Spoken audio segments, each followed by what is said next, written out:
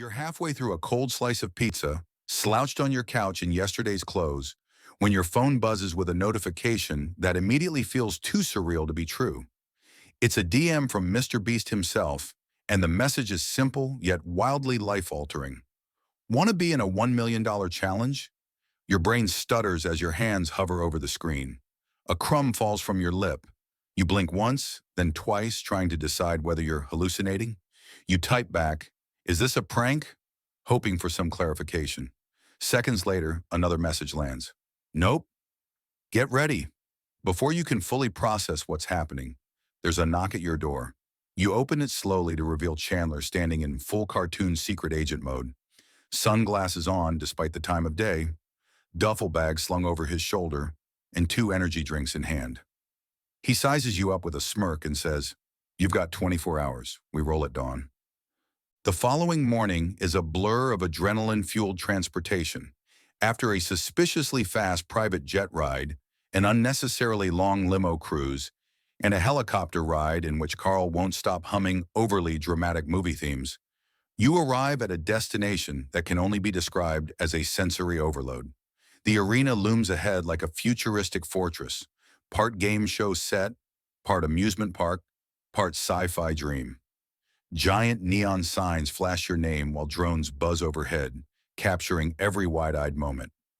Confetti falls from the sky at random, like the universe itself is cheering you on. Inside, 99 other contestants bounce on their heels, doing warm-ups and group chants like it's a competitive cult. Suddenly, a fog machine activates, and Mr. Beast emerges from the mist on a hoverboard, wearing a golden blazer and holding a megaphone. His voice booms through the air. "Only one of you is leaving here with $1 million. Let the chaos begin." With no warning, sirens erupt and lights begin to strobe like you've just stepped into an emergency drill run by circus clowns. Carl's voice echoes through the speakers above. "The floor is lava!" Panic explodes around you as contestants scream, scatter, and dive for cover.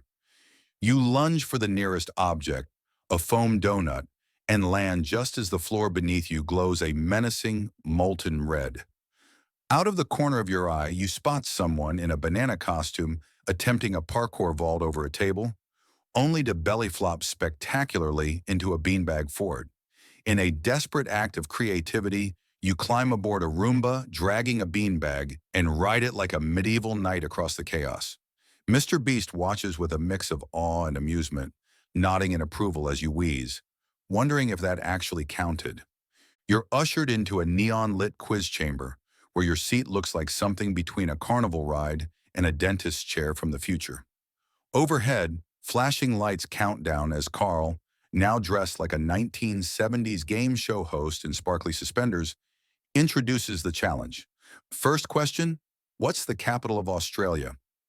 Your mind goes blank as panic sets in, and you blurt out, "Sydney."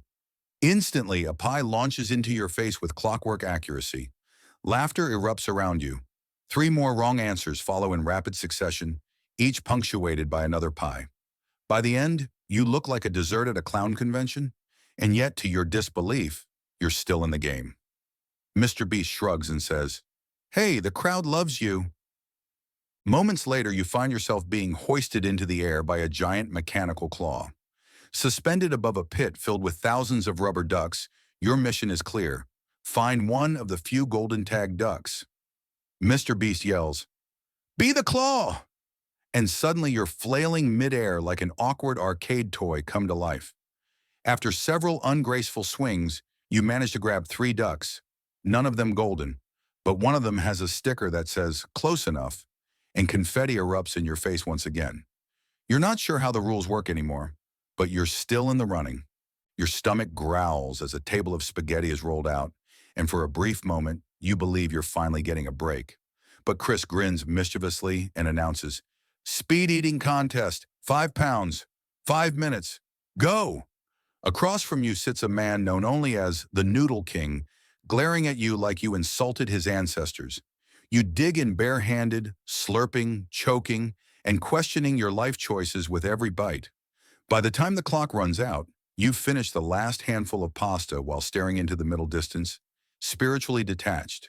You belch. Carl claps. You survive. A fleet of buses whisks you and the remaining contestants to an abandoned mall the size of a small city. As the last of the daylight fades, the lights shut off completely, plunging everything into eerie darkness. A voice over the loudspeaker declares, "You have 5 minutes to hide." Your heartbeat triples. You sprint past empty storefronts, dodge mannequins, and finally wedge yourself between two eerily lifelike mannequins in a dusty department store. Hours pass, you barely move. At one point, Carl strolls past casually eating a taco. He doesn't notice you. You don't move until the all-clear buzzer sounds, at which point you realize you can no longer feel your legs. But you made it. The screen fades to grayscale and a soft piano track begins to play. One by one, contestants are interviewed under a spotlight. "I want to buy my mom a house," says one with teary eyes. "I just want to pay off my loans," says another. When your turn comes, you sniff dramatically and say, "I just want to stop eating off paper towels." A single tear rolls down your cheek as you reach out and slow motion high-five a guy dressed like a taco. The moment is oddly powerful. The audience is moved. Even Mr. Beast wipes away a tear. You enter a new room with a single chair placed in the center under a bright spotlight. Sitting across from you is a man in a full chicken suit, holding a kazoo in one hand and a squeaky toy in the other. The rule is simple: don't laugh. But from the moment he honks the squeaky toy and does a somersault into a kiddie pool filled with pudding, and you almost lose it, but you make it through, surprisingly. As the laughter fades, you're led outside into what looks like a stadium built by mad geniuses on too much caffeine. Bright floodlights bathe an enormous obstacle course in artificial daylight, revealing towering foam walls, giant swinging hammers, rotating logs, and a pit of what you hope is just mud and not something more sinister. You gulp. Mr. Beast grins like a man who knows chaos is about to unfold. Complete this course, or you're out. You step forward, stretching your arms dramatically, trying to ignore the commentator-style narration coming from Carl as he pretends to be a sports analyst.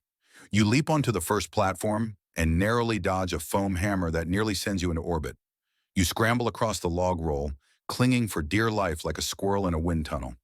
With every leap, climb, and roll, your limbs get wobblier and your breathing more theatrical.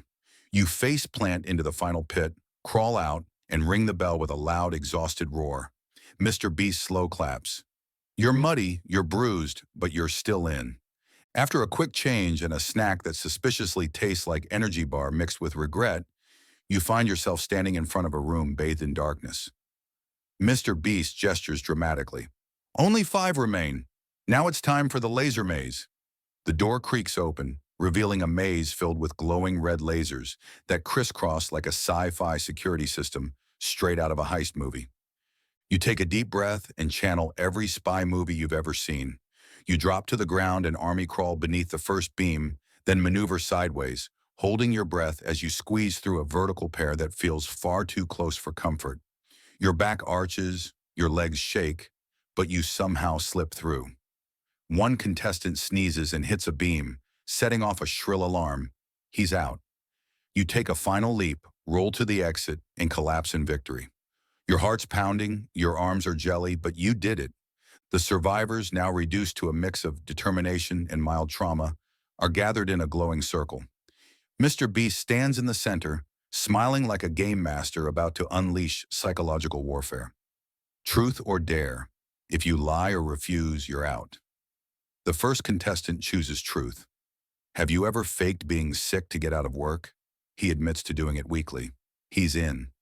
When it's your turn, you confidently choose dare. Mr. Beast smirks. Wear Crocs filled with Jello for the next hour. You slide your feet in and instantly squish with every step. Another contestant is dared to sing the national anthem while doing push-ups. He flops halfway through and forfeits. A third is asked to message their ex and say they miss them. They tap out instantly. Your Jello-filled Crocs squelch defiantly. You remain. The final 4 of you are led into a room so dramatically lit it could be a finale set for a reality dating show. In the center, on a pedestal, sits a briefcase glowing with $1,000,000 promise. Mr. Beast's voice is solemn now. Place your hand on it. Last one to let go wins. You follow instructions and instantly feel the tension. The air is thick with desperation. Hours tick by. One person drops out to go to the bathroom. Another tries to distract you by telling dad jokes and nearly makes you laugh your hand off. Your legs ache. Your back screams. The third contestant faints from standing too long. Now it's just you and a guy who's been eerily quiet the whole time. You lock eyes. A bead of sweat rolls down his nose. Then his phone buzzes. Reflexively, he reaches for it and lets go. Confetti explodes. You don't even realize your hand is still on the case until Carl tackles you in celebration. The moment stretches out like a dream.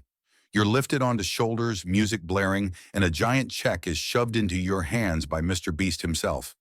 "You did it," he says, eyes wide with pride and just a hint of disbelief. You don't even try to hold back the tears as someone throws cake into your face. It might have been Chandler. Your feet still squelch with Jello, your shirt's covered in foam hammer dust, and your hair looks like a bird built a nest in it. But you don't care. You just won $1 million. A week later, your life has completely transformed. You've been on podcasts, TV interviews, and even a cooking show where you admitted you still don't know how to boil eggs. There's a viral montage of you falling in slow motion during the obstacle course, set to dramatic violin music. Mr. Beast texts you casually, "Want to be in the next $10 million challenge?" You scream into your pillow with excitement.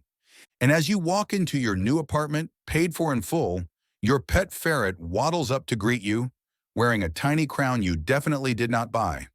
You still find bits of Jello in your shoes. And somehow, that feels exactly right.